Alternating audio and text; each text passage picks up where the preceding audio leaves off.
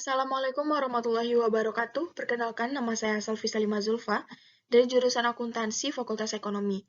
Pada kesempatan kali ini saya akan mempresentasikan mengenai ketenagakerjaan, yaitu salah satu mata kuliah dari Hukum Bisnis dan Regulasi. Materi pertama yang akan saya bahas adalah perlindungan pekerjaan.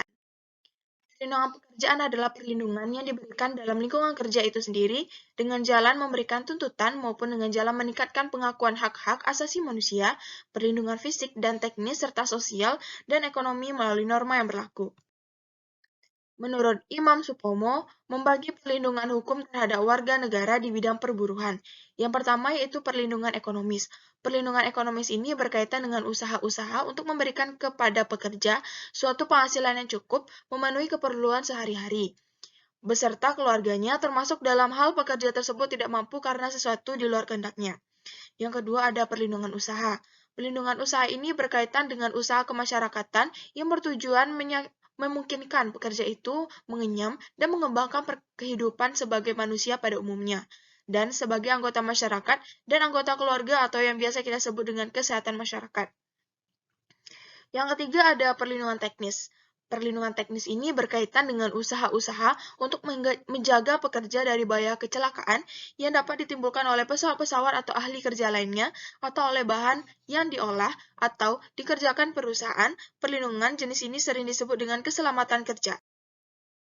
Ada 3 masalah besar di bidang ketenagakerjaan pada saat ini. Yang pertama ada masalah pengangguran, yang kedua masalah produktivitas dan SDM manusia, yang ketiga ada masalah kepastian hukum dan penegakan hukum. Nah, di sejarah perkembangan pada zaman Hindia Belanda dimulai tahun 1887 ketika pemerintah Hindia Belanda pertama kali mengeluarkan ordinasi. Pada tahun 1925 membahas mengenai pembatasan kerja pada anak dan kerja malam bagi wanita. Pada 1926 dibuat kerja anak-anak dan anak muda di atas kapal. 1936 mengatur mengenai kegiatan-kegiatan mencari pekerjaan, dan 1939 mengatur mengenai pemulangan buruh. Zaman kemerdekaan dimulai pada tahun 1949 mengatur mengenai pembatasan kerja pada anak, dan 1951 dibuat Undang-Undang Nomor 1 Tahun 1951 tentang berlakunya Undang-Undang Kerja. Pada 1954, Undang-Undang Nomor 21 Tahun 1954 dibuat dan membahas mengenai perjanjian perburuhan. 1958 mengenai Undang-Undang Nomor 3 Tahun 1958 dibuat dan berisi mengenai penempatan tenaga asing. 1961 mengenai Undang-Undang Nomor 8 Tahun 1961 yang berisi mengenai wajib kerja sarjana. Dan 1963 dibuat Undang-Undang Nomor 7 PNPS tahun 1963 tentang pencegahan pemogokan dan penutupan di perusahaan, jawatan, dan badan vital. Di tahun 2000, Undang-Undang Nomor 28 Tahun 2000 yang berisi mengenai penetapan peraturan pemerintah, yaitu pengganti dari Undang-Undang Nomor 11 1998. Nah, di tahun 2003 dibuat Undang-Undang Nomor 13 Tahun 2003 tentang ketenaga kerjaan. Dengan berlakunya undang-undang ini, maka seluruh peraturan yang berkaitan dengan ketenaga kerjaan dinyatakan tidak berlaku lagi. Menurut Undang-Undang Nomor 13 Tahun 2003, ketika pemerintah mengeluarkan undang-undang ini, ada beberapa alasan yang menjadi pertimbangan, yaitu yang pertama, mengenai pembangunan nasional dilaksanakan dalam rangka pembangunan manusia seutuhnya. Yang kedua, pelaksanaan pembangunan nasional, tenaga kerja mempunyai peranan dan kedudukan yang sangat penting sebagai pelaku dan tujuan pembangunan.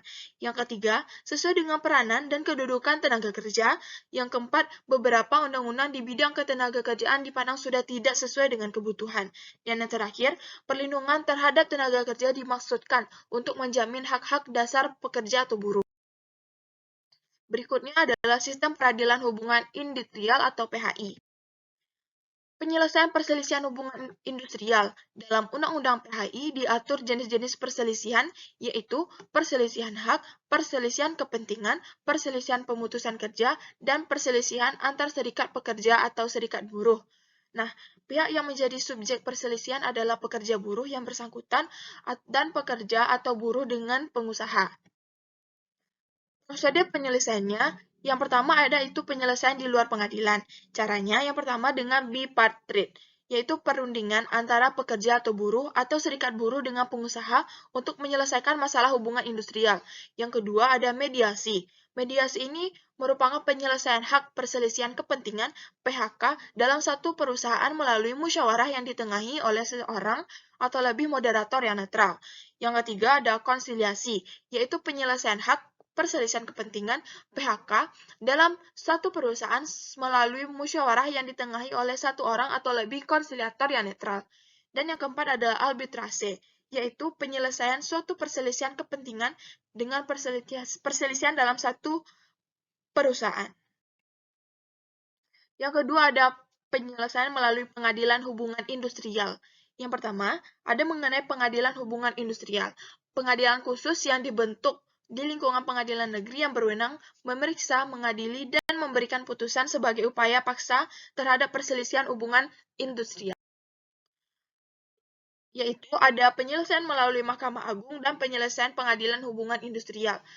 Kalau penyelesaian melalui Mahkamah Agung ini membahas mengenai perselisihan hak dan perselisihan pemutusan hubungan kerja melalui kekuatan hukum, tetap apabila tidak diajukan permohonan kasasi kepada Mahkamah Agung dan waktu selambat-lambatnya 14 hari kerja terhitung, maka bagi pihak yang hadir terhitung sejak putusan dibacakan oleh sidang majelis hakim. Dan bagi pihak yang tidak hadir terhitung sejak tanggal menerima pemberitahuan putusan.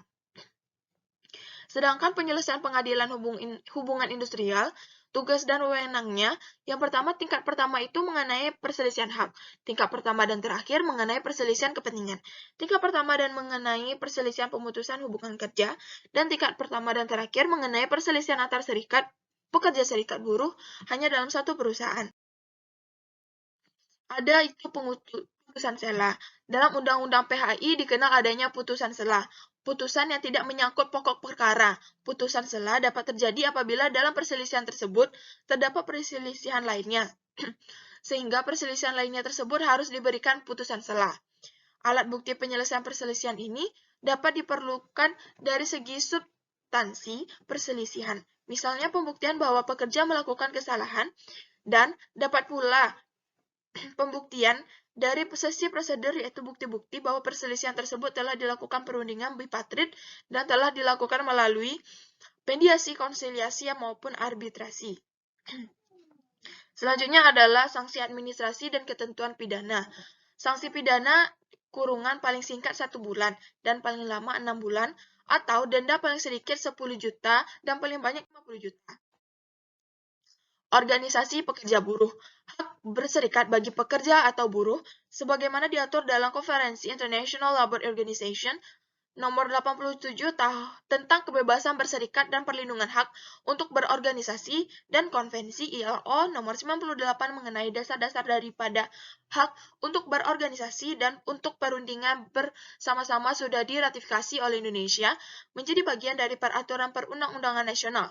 Dan Undang-Undang Serikat Pekerja Buruh ada di pasal 42 Undang-Undang nomor 21 tahun 2000 dan pasal 43 Undang-Undang nomor 21 tahun 2000. Ada 3 strategi pemasaran. Yang pertama, adanya transparansi dari pengusaha dalam memberikan informasi yang utuh mengenai kinerja perusahaan secara berkala. Dan ada demokratisasi dalam kehidupan berorganisasi di perusahaan, mekanisme lobby-lobby pengusaha bahwa organisasi pekerja atau buruh diperlukan. Yang terakhir, menguatkan pekerja atau buruh sesuai dengan budaya perusahaan itu sendiri dengan membangun nilai-nilai kebersamaan sebagai fondasi hubungan industrial. Sekian presentasi dari saya. Mohon maaf apabila ada kesalahan. Assalamualaikum warahmatullahi wabarakatuh.